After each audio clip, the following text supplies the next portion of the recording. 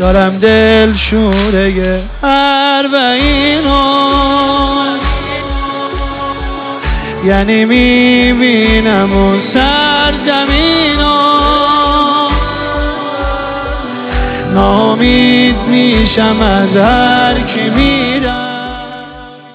نیت کردم راهی شم با اسم ام البنین، تو چشمای خیس من شوق دیدارو ببین. عاشارفی کربلا بازم ما رو صدا کرد، دارم کوله بارم و میبندم، ثانیه ثانیه رو میشمارم.